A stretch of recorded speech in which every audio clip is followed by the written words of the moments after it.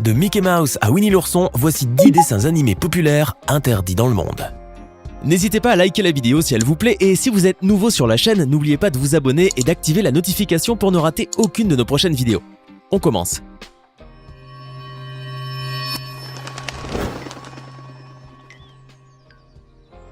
Les Simpsons est une des séries d'animation les plus populaires au monde. Diffusée depuis 1989, elle compte au total plus de 700 épisodes. Les Simpsons est aussi connue pour ses nombreuses scènes qui prédisent apparemment l'avenir. Mais on va parler plutôt de celles qui ont donné lieu à la censure. Par exemple, l'épisode 15 de la saison 13 où les Simpsons se rendent à Rio de Janeiro et qui a provoqué la colère des Brésiliens et plus particulièrement celle de l'Office de tourisme local. En effet, Rio Tour, l'Office de tourisme de Rio, a tout tenté pour interdire la diffusion de cet épisode qui, selon lui, nuisait à la réputation de la ville. Et si vous suivez les Simpsons, vous savez sûrement que la série exploite à fond le comique des stéréotypes quand les épisodes se déroulent dans des lieux exotiques. Mais dans l'épisode du voyage à Rio, les producteurs sont allés encore plus loin. La ville de Rio y est peinte comme un enfer de criminalité infesté par les singes et les rats et où les enlèvements sont fréquents. L'Office de tourisme n'a pas soutenu une publicité aussi abominable et donc a menacé de poursuivre le groupe américain Fox en justice sans cependant passer à l'action, car le droit à la parodie est protégé par le premier amendement de la Constitution américaine. Mais la menace a suffi, puisque le producteur délégué des Simpsons a présenté ses excuses à tous les Brésiliens, tout en proposant au cas où cela ne suffirait pas, un combat de boxe entre Homer Simpson et le chef d'État brésilien. Il faut savoir que l'Office de tourisme Rio Tour avait investi 18 millions de dollars pour promouvoir la ville de Rio, quelques années avant la diffusion de cet épisode qui, d'après les déclarations de l'Office, a ruiné sa campagne promotionnelle. Maintenant, tout le monde reconnaît la portée exclusivement humoristique de cet épisode. D'ailleurs, les Simpsons n'ont pas épargné les autres pays comme le Japon, qui a pris cher. Quoi de plus sympathique et mignon que Winnie l'ourson? Pourtant, ce petit personnage au grand cœur issu de la littérature d'enfance est en quelque sorte un ennemi d'État en Chine. Oui, le gouvernement chinois s'est fixé la mission d'empêcher l'adorable petit ourson en peluche d'apparaître sur les écrans ou sur Internet, tout simplement parce qu'à la suite de plusieurs parodies, Winnie l'ourson est associé au président Xi Jinping.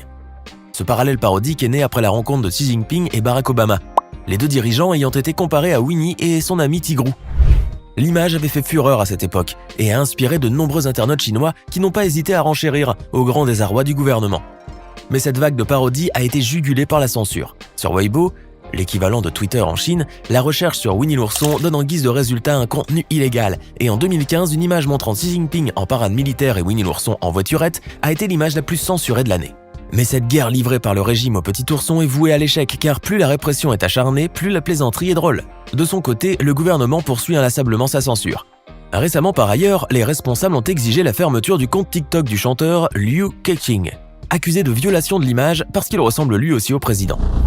Vous avez certainement déjà regardé Shrek 2 qui demeure l'un des plus gros succès de l'histoire du cinéma, au point de devenir 3 jours après sa sortie, le film le plus rentable jamais réalisé. Bref, ce film d'animation a conquis la planète entière, excepté une personne, plus précisément un chanteur, et la raison en est pour le moins farfelue. Ce chanteur est israélien et son nom de scène est David Dor.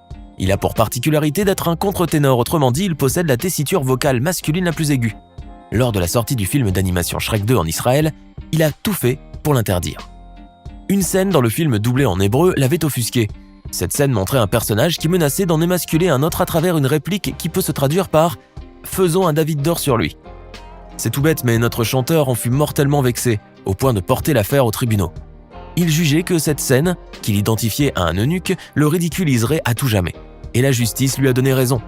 En effet, le film d'animation a dû être retiré d'une vingtaine de salles de cinéma le temps que la remarque mortifiante soit remplacée.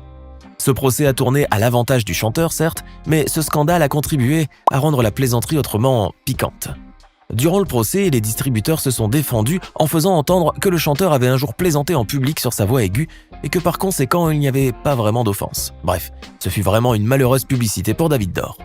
Cette histoire reste anecdotique dans la carrière brillante de ce chanteur, qui a fait des concerts dans de nombreux pays et qui reste une figure très populaire dans son pays. Remontons un peu dans le temps et parlons d'un dessin animé apparu en 1938, un régal de cannibales. En 1938, la colonisation de l'Afrique battait son plein et les producteurs de ce dessin animé, retiré de la diffusion publique depuis 1968, avaient voulu créer un cartoon sur ce thème. Leur but était d'amuser aux dépens des indigènes qui sont représentés de la manière la plus caricaturale qui soit. En effet, les personnages autochtones de ce dessin animé ont la peau sombre, sont à moitié nus et ont les lèvres si grosses qu'elles occupent le tiers inférieur de la tête. Et enfin, ils n'hésitent pas à faire bouillir dans une marmite les hommes blancs. Bref, vous voyez le tableau. Toujours est-il que le public de l'époque n'était pas choqué par ce type d'humour, bien au contraire, et les producteurs étaient salués. Mais en 1968, ce dessin animé qui relayait les clichés ethniques les plus douteux a été retiré de la syndication par la société de distribution United Artists et n'ont plus jamais été diffusé sur le petit écran.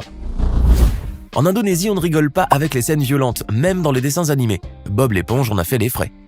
En effet, l'association indonésienne de radiodiffusion KPI a entrepris de censurer Bob l'éponge, le film apparu en 2004.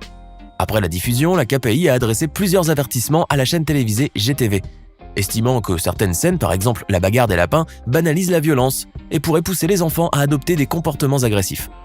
Depuis, toutes les scènes incriminées ont été retirées lors des diffusions ultérieures. Cependant, le film en intégralité reste largement accessible sur Internet, et il y a fort à parier que beaucoup d'enfants ont pu visionner cette fameuse guerre des lapins, malgré la censure.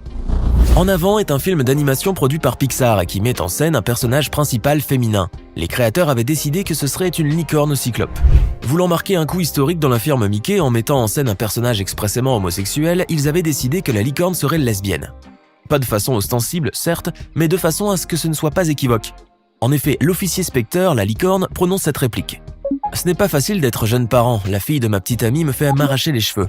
Difficile d'être moins ambigu. » En tout cas, le film a connu un certain succès, et les critiques de presse ont été globalement positives. Le hic, c'est que cette réplique qu'on vient de citer a posé problème dans certains pays très intransigeants sur la question de l'homosexualité. En Arabie Saoudite, au Koweït et à Oman, tout le film a été censuré, et pas uniquement la réplique, comme ce fut le cas en Russie. Il est clair que de toute façon, les Saoudiens n'étaient pas le public à conquérir, et cette interdiction n'a eu aucune incidence sur Pixar. Connaissez-vous Aldous and Rabbit Stew ? Probablement pas, car ce dessin animé a été réalisé en 1941, et il fait partie de la liste des 11 cartoons censurés des Looney Tunes, par la société de distribution United Artists. Cependant, le dessin animé est loin d'être inaccessible. La société de distribution UA ne peut rien y faire, et n'importe qui peut le regarder et mesurer toute l'étendue de cet humour bizarre, désuet et révoltant à juste titre. Créé en 1928, Mickey Mouse est probablement le personnage de dessin animé le plus célèbre de tous les temps, et en tout cas le plus emblématique de Walt Disney. Dans les années 30, le chef-d'œuvre de Walt Disney était déjà diffusé dans beaucoup de pays d'Europe, dont la Roumanie. Mais les autorités roumaines, à vrai dire, ne voyaient pas d'un bon œil la diffusion de ce programme, et n'ont pas hésité à le censurer en 1935. La raison est pour le moins amusante. Cela n'a rien à voir avec d'éventuelles tensions politiques internationales, ni avec des scènes jugées choquantes ou violentes. Non, rien de cela. Les autorités ont censuré Mickey Mouse tout simplement parce qu'une souris aussi grosse devait faire peur aux enfants. Le célèbre Disney a donc été banni des cinémas, mais à la décharge des autorités, il faut aussi remettre cette interdiction dans son contexte et dire que les écrans larges de 3 mètres étaient quelque chose d'assez nouveau dans le pays. Les autorités avaient donc peur qu'un rongeur gigantesque puisse terrifier les enfants peu habitués au cinéma. Cependant, la décision d'interdire n'était peut-être pas la bonne, car la Roumanie a privé le jeune public d'un chef-d'œuvre monumental. Cléo et Chico, produit par David Face et diffusé entre 1997 et 1999, est une série haute en couleurs. C'est le moins qu'on puisse dire. On y suit les aventures désopilantes et burlesques d'un poulet et d'une vache qui sont frères et sœurs. Cléo et Chico est facile d'accès dans le monde entier sauf en Inde. Et vous devinez la raison. Les Indiens fidèles aux traditions de l'hindouisme considèrent que les vaches sont sacrées. Cette vénération est si forte que dans un état du nord-ouest de l'Inde, tuer une vache est passible d'une peine de prison à perpétuité. Or, dans ce dessin animé, Cléo est une vache hystérique et vulgaire, aux rayons surdimensionnés, qui lui permettent de projeter du lait à volonté. Bref, pour un Indien, on ne peut pas faire plus horrible. Les autorités indiennes ont donc fait en sorte que cette série ne puisse pas atteindre le public local. Et c'est assez compréhensible, car ce dessin animé va très loin dans le grotesque et le sordide, avec ces deux personnages, au point où on se demande si c'est vraiment destiné aux enfants. Aujourd'hui, il y a certainement très peu de gens en Inde au courant de l'existence de Cléo et Chico, et ce n'est pas plus mal pour eux. Tom et Jerry est l'un des plus célèbres dessins animés jamais créés, et il a rencontré un succès planétaire qui ne s'est jamais démenti. Ce cartoon, sorti en 1940, fait la joie des enfants de tout pays et séduit tout le monde, à peu d'exceptions près. Salah Abdel Sadek, dirigeant égyptien, fait partie des exceptions. Car si ça ne tenait qu'à lui, il interdirait définitivement la diffusion de ce cartoon qui, selon lui, fait l'apologie de la violence et donne des idées sanguinaires aux enfants impressionnables. Ce dirigeant, qui est la tête de l'organisme général de l'information en Égypte, n'hésite pas à faire entendre cette opinion pour le moins originale dans une conférence à l'université du Caire. Il faut reconnaître que son argumentaire n'est pas dénué de fondement, car les hostilités entre Tom et Jerry n'ont pas de limite. Les deux essayent constamment de s'entretuer au moyen de couteaux, de haches, d'explosifs et de fer à repasser, pour ne citer que ces exemples. Le réquisitoire de Salah Abdel Sadek a d'ailleurs été appuyé par l'article d'un quotidien égyptien, qui a publié une longue analyse sur les prétendus dangers de ce cartoon. Cependant, si le dirigeant égyptien a pu convaincre certains, il faut aussi admettre qu'il a été ridiculisé plus qu'autre chose.